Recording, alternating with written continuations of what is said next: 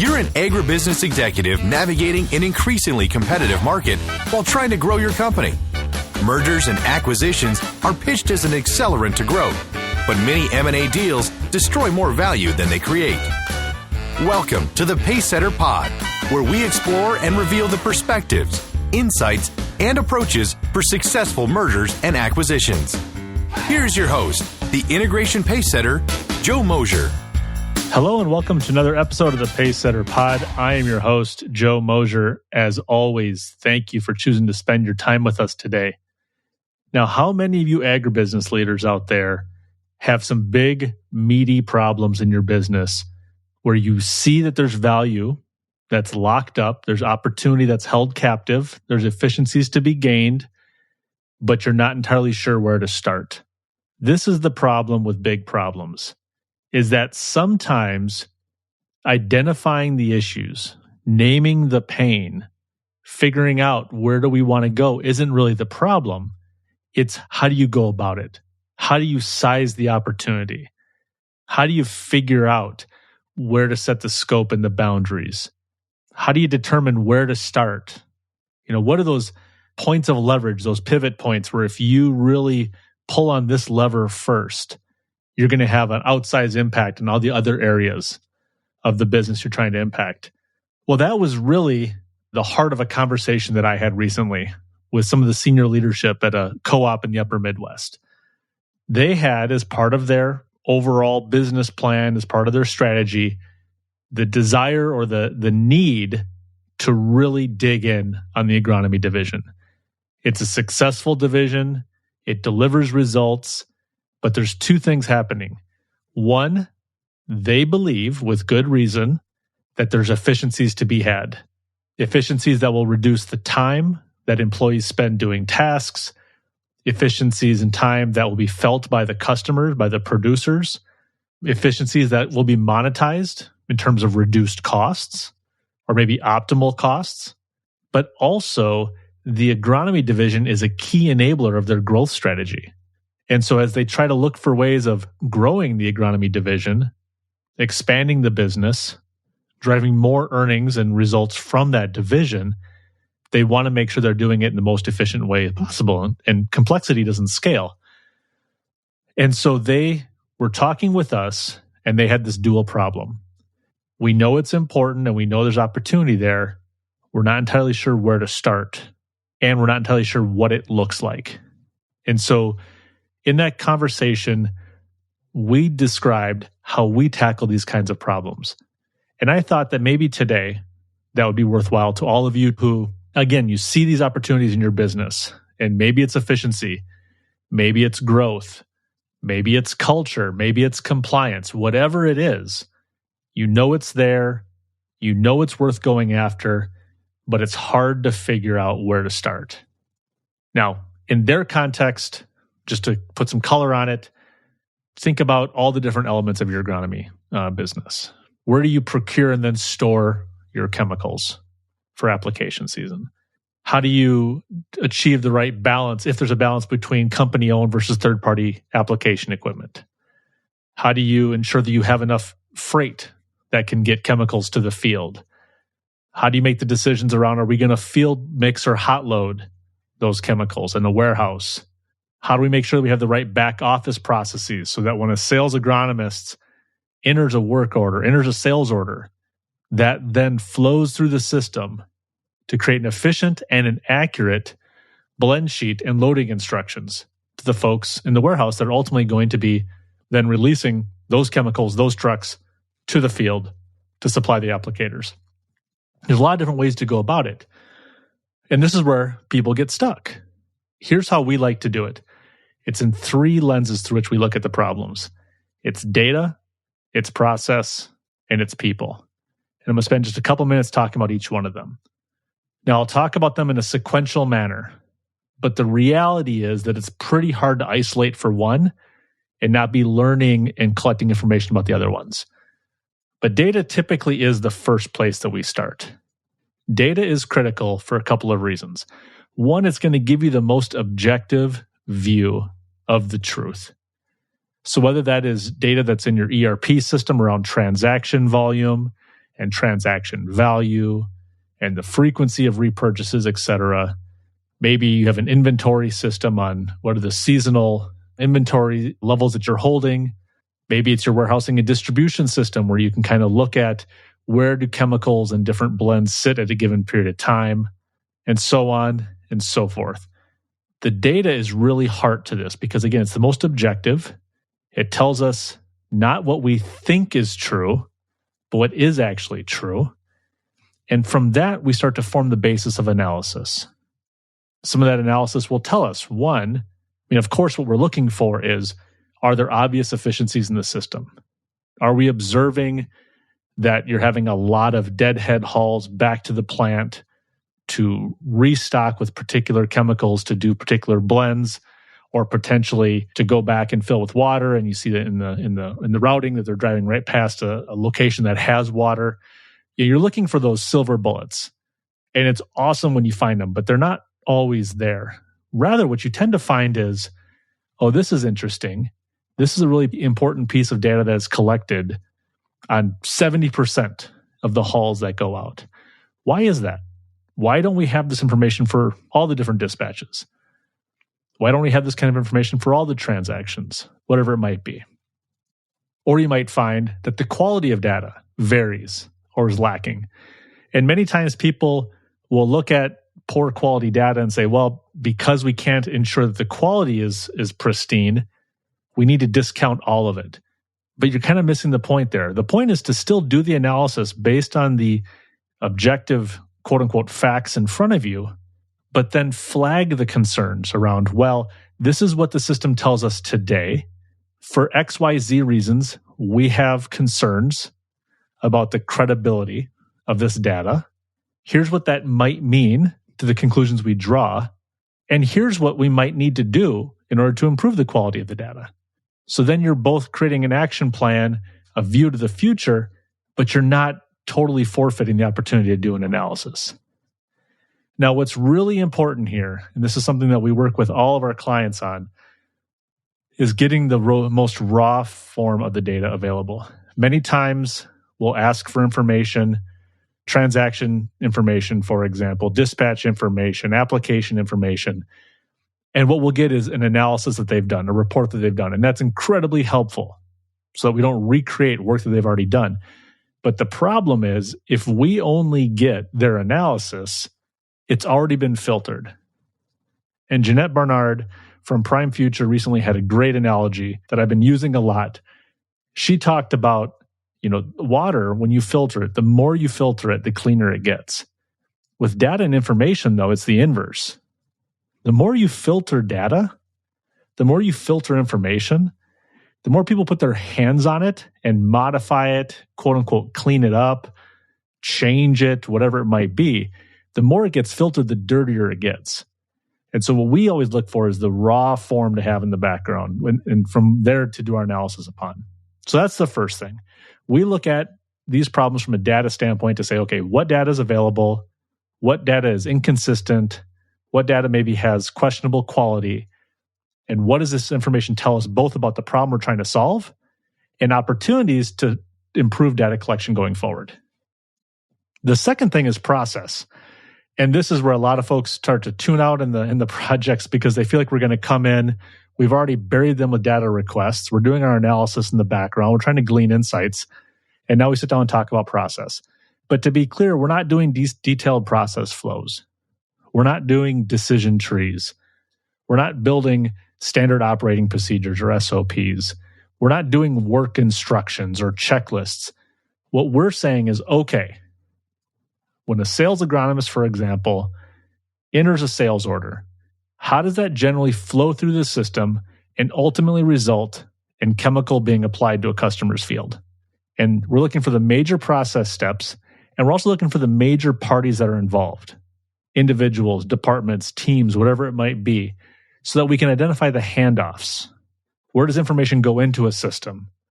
Where does information come out of the system? Who gets it? What do they do with it? What happens next? And ultimately, how does that process then close out? And that does a couple of things. One, it helps us marry together the process steps and the work with the way that technology and technology applications are used, with all the data that we saw before. So we're starting to see now how the work happens with what the information collected tells us. Really important point here, though. At this point, we are, again, staying at a high level, sometimes frustratingly so for some individuals. It's a big relief for others. We're staying at a high level, looking at handoffs, looking at individuals involved, and trying to understand the major elements of technology, process, manual, etc. that happen. We are not trying to optimize those processes for efficiency at this point. We're still in fact-finding mode. We're still in discovery. We're still seeing what is obvious. Now, we may identify a quick win, similar to that silver bullet metaphor or analogy I used with the data, where you identify something of, man, we need to stop doing this or start doing that immediately. You might find things in this high-level process mapping that are immediate efficiencies that you can go and grab. But if it's that obvious, generally the business has already figured it out themselves. So again, we're trying to map what is currently happening today. We may arrive at a recommendation later saying this process is a mess and you need to spend some time cleaning this up, or there's tons of waste and you could cut the steps down by a third and get the same outcome, or you have all these steps that are happening manually, but we've seen the application and we know these fields exist and you could automate this. That may all be part of the recommendations, but that's not the objective at this stage. We start with data. We move to process. Then the last thing that we do is we look at people. And specifically, we interview the key stakeholders. We talk with the folks that are doing the work every day. And we do it from the executive and VP level all the way down to the folks driving the applicators, the folks driving the tender trucks, folks loading the vehicles at the facilities, and everyone in between. You're not going to get 100% of the population, but you want to get a representative sample.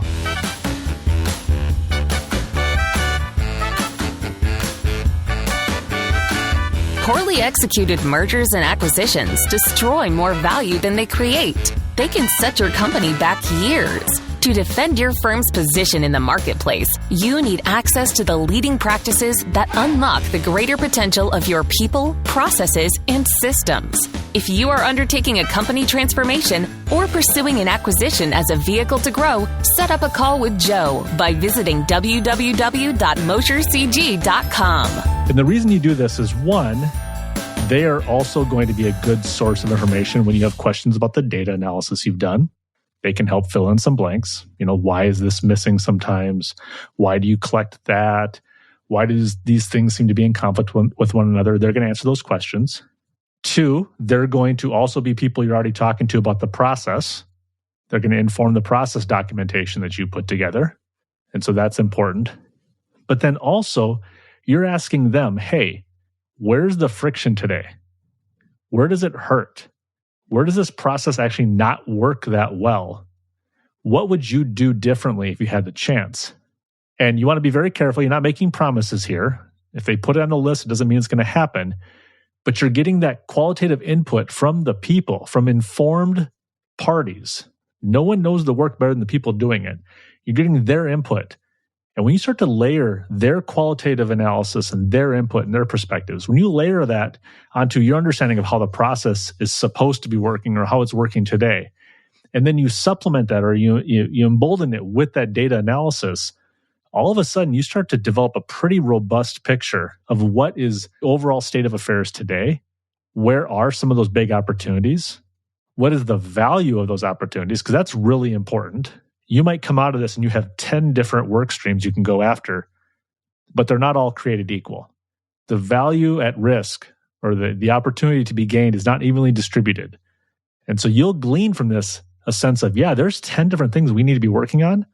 But if we work on items number 1 and 2, we're going to disproportionately progress and positively impact items 3 through 10. So let's focus on those first, and then we'll see what's left when we get to the end. And that number could be 1, it could be 4. It varies how many you tackle at first. But I think you get my point. And so this is a really important way of doing the discovery process. Looking at data, looking at process/technology, and looking at people. Now, this is something that businesses can do for themselves. And in many cases, they are doing it for themselves. And in frankly, they should be doing for themselves. We gladly support our clients when they need the help. But in an ideal world, you would have the execution chops and the capability within the four walls of your business to be able to do this yourselves.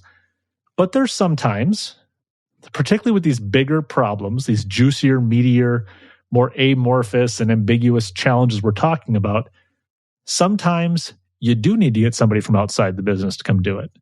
And there's value with that. As an advisor, for us, we can come in, we can spend all day at your house. We can look in every room. We can talk to every family member. We can kind of see how you live your lives. But then we go home for dinner. We have a chance to reflect, to think about what we saw, what we heard. And we don't live in the cadence and the culture and the pressures and all the rhythm of your business. We have a step away. And that is an advantage for a couple of reasons. One, it gives us the luxury of focus. We get to focus exclusively on how are we going to tackle this problem, or how might we recommend that you tackle the problem without getting distracted by the phone ringing because there's an issue at the plant, or a customer has a complaint, or there's a 4-H event that you need to run off to. We don't have those pressures. We have the luxury of focus. The other really big example, or big advantage rather, is being an outsider lets you see things differently. It is really difficult to read the label when you're sitting in the jar. And the best, most competent, critical thinking people in the world, over time, will start to miss the obvious. We'll start to accept a certain amount of discomfort. We'll grow accustomed to inefficiency. And the power of an external advisor in these kinds of cases is pretty powerful, because those folks come in and they're not used to the discomfort. They haven't absorbed and adopted and accepted the inefficiency. They'll look at it and say, why are you doing that way?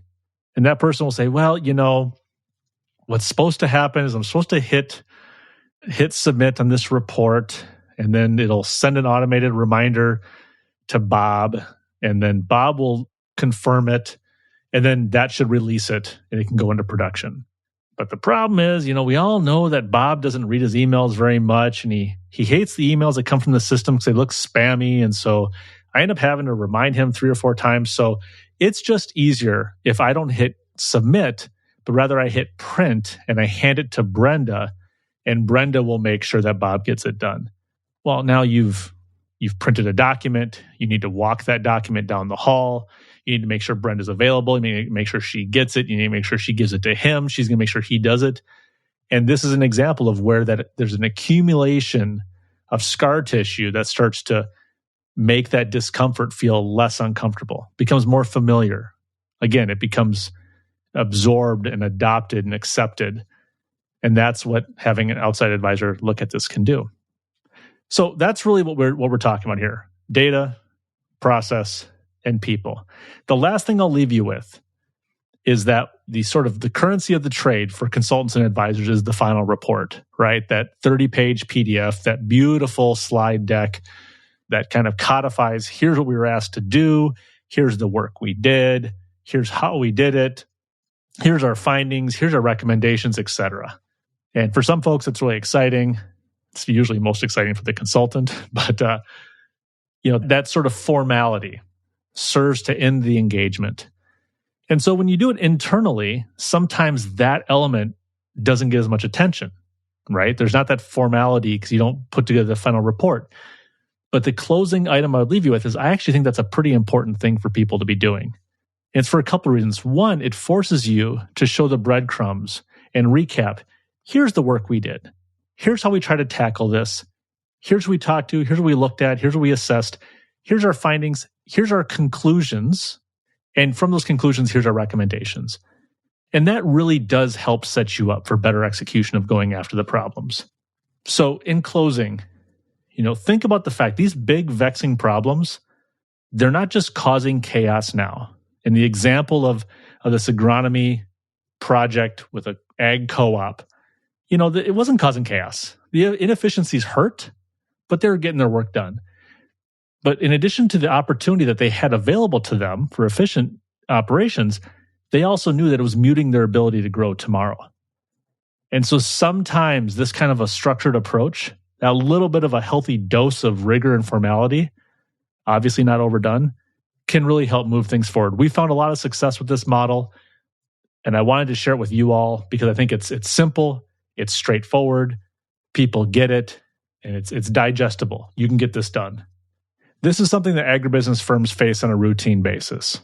And it's because of that I wanted to spend some time talking about it today. So I hope it's been relevant to you. I hope it's been valuable. I hope it's been something you feel like you can take and run with. Remember to like and subscribe to the Pacesetter Pod on Apple Podcasts, Spotify, YouTube, or whatever platform you use to get your podcasts. We'd love it if you'd leave a review. Helps us know how we're doing, helps us know how we can improve. And if what we talked about today struck a chord with you, it reminded you that perhaps you need to start working on a particular initiative, or maybe it highlighted the fact that you don't feel equipped as an organization to be able to tackle it, and you want to continue the conversation, you can connect with me, Joe Mosher, on LinkedIn, or set up a call directly by visiting Mosher Consulting Group online at moshercg.com. Really appreciate you tuning in today. Thank you for listening, and I hope you have a safe day. This is thepodcastfactory.com.